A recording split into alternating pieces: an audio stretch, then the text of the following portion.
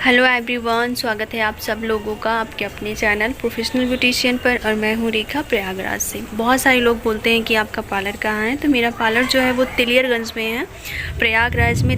UP के प्रयागराज में तिलियरगंज पड़ता है। आज़ाद मार्केट में यूनिक ब्यूटी पार्लर के नाम से है। आप अगर जो लोग आना चाहती हैं वो आ सकती हैं।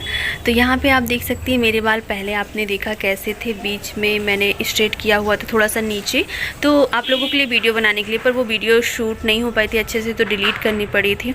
तो इस वजह से वो नीचे के बाल ख़राब हो गए थे, ऊपर के बाल बाउंसी थे, नीचे के बाल बिल्कुल चिपके हुए पतले हो गए थे, स्ट्रेट हो गए थे। तो सबसे पहले स्ट्रेटनिंग करने के लिए आपको आपका हेयर अच्छी तरीके से वॉश होना चाहिए। आपके पास प्यूरीफाइंग शैम्पू है तो उससे कर लीजिए, नहीं है तो जो भी शैम्पू है उसके साथ 2 से 3 बार अच्छे से शैम्पू करिए। उसके बाद प्रोडक्ट की फुल नॉलेज हमने अपने इससे पहले वाले कुछ वीडियोस में, स्ट्रेटनिंग की वीडियो में दिए हैं, जिसका लिंक मैं डिस्क्रिप्शन में दे दूँगी, तो आपको आसानी होगी वो वीडियो देखने में। तो अब बस पतला पतला सेक्शन लेकर आपको वो क्रीम को इतना अच्छे से लगाना है कि आपका जो बाल है वो डूब जाना चाहिए क्रीम में। क्योंकि अगर आप थोड़ा सा कहीं कम, थोड़ा सा ज़्यादा या कम क्वांटिटी में लगाएंगे तो हेयर के जो बॉन्ड हैं वो नहीं टूटेंगे तो फिर चाहे आप आयरनिंग कितना भी, स्ट्रेटनर कितना भी करिए, 2 दिन के बाद हेयर वॉश करने के बाद वो बाल मतलब फिर नहीं होंगे, फिर बल्कि और रफ़ हो जाएंगे। तो इस चीज़ का अच्छे से ध्यान रखें कि क्रीम आपको बहुत अच्छी मात्रा में लगानी है, लगा के खूब अच्छे से, फिर चाहे एक्स्ट्रा लगे तो आप निकाल लीजिए, लेकिन लगाना आपको बहुत ज़रूरी, पूरे बालों में अच्छे से पहुंचना चाहिए। अगर बाल नहीं पहुंचेंगे तो आप समझ लो कहीं के बाल अच्छे से हुए रहेंगे स्ट्रेट, कहीं जहाँ अच्छे से क्रीम मिली रहेगी वहाँ पे बाल आपके अच्छे से स्ट्रेट हो जाएंगे, साइन वाले रहेंगे, और जहाँ पे नहीं होगा फिर बाल अच्छे से नहीं होंगे। तो ये चीज़ का एक स्ट्रेटनिंग के दौरान इस चीज़ का आपको बहुत ज़्यादा ध्यान रखना है।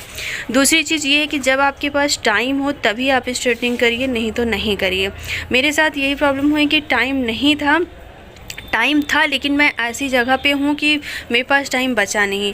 मैं जिस दिन, अभी लगन का सीज़न था तो अभी मेरे बाल ज़्यादा ख़राब हो गए थे, तो मैं एक ब्यूटिशियन होने के नाते मेरा खुद के साथ ये फ़र्ज़ बनता है कि मैं अपने आप को थोड़ा सा तो मेंटेन करूँ। तो मेरा बाल इतना ख़राब था कि कोई भी देखता तो अच्छा नहीं लगता, तो इसकी वजह से मेरी मजबूरी थी कि मुझे स्ट्रेटिंग करनी थी।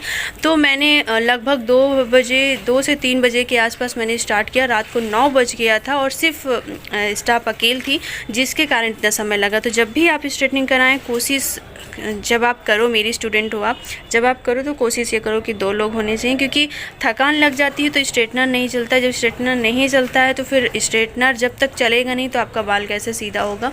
तो इस चीज़ का ध्यान रखें, आपके पास टाइम होना चाहिए, आपके पास लोग होने चाहिए, तभी जाके आप ये स्ट्रेटनिंग परमानेंट करिए, नहीं तो नहीं करिए। क्योंकि मैं बीच में फंस गई थी, बहुत लेट हो गया था, रात को 9 बज गया था, तो बहुत सारी चीज़ें थी जो स्ट्रेटनिंग का रिज़ल्ट चाह रही थी वो इसलिए नहीं मिला क्योंकि मेरे पास टाइम नहीं था। जब मैंने स्ट्रेटनिंग क्रीम लगाई तो उसके बाद फिर कस्टमर आते गए, कम से कम 2 घंटे, मतलब क्रीम लगाने के 2 घंटे के बाद मैंने स्ट्रेटनिंग कराई यहाँ। इसीलिए मैंने आप लोगों के साथ वो स्ट्रेटनर बीच में उसकी भी वीडियो शूट ही नहीं कर पाई, क्योंकि मोबाइल डिस्चार्ज पूरी तरीके से दिन भर में थक चुके थे और मैं अपना बाल ऐसे टांगे काम कर रही हूँ। क्लाइंट भी मान ही नहीं रहते, कर दीजिए, मेरा एक थ्रेडिंग ही तो है। उनको समझ में नहीं आ रहा था कि स्ट्रेटनिंग क्या है, मैं क्या कर रही हूँ। कुछ लोग को समझ में आ रहा था, मान जा रहे थे, कुछ लोग को नहीं समझ में आया। तो मैं वैसे ही बाल जैसे आप अभी देख रहे हो ऐसे ही लिए। क्रीम तो लग गई थी, लगने के बाद जब हेयर वॉश किया गया तो ऐसे ही लिए कम से कम 2 ढाई 3 घंटे। स्टाफ खाली नहीं हो रही थी तो क्यों मेरा आगे काम करें, स्ट्रेटनर वही करती, तो कम से कम मैं उसको लिए थ्रेडिंग भी कर रही हूँ। तो बहुत सारी चीज़ें स्ट्रेटनिंग करने के दौरान बहुत सारी प्रॉब्लम्स हुई, तो वो आपको ना फेस करना पड़े, इसलिए मैं बता रही हूँ कि जब भी किसी क्लाइंट का करें या खुद का करें तो इस चीज़ का ध्यान रखें कि आपके पास टाइम और लोग होने चाहिए। क्योंकि स्ट्रेटनर भी जब आप चलाते हो ना, तो ये स्ट्रेटनर ऐसा होता है कि इसमें आपको आपका हाथ, जो अंगूठा होता है, फिंगर, दोनों को दबाना पड़ता है, ताकत लगती है। और जब 8 से 10 बार आपको एक ही जगह पे करना है तो आपका हाथ आधे बालों में ही थक जाता है। तो 2 लोग रहते हैं तो बारी से करते हैं, तो इससे क्या होता है कि थकते नहीं हो और बहुत अच्छे से हो भी जाता है आपका काम।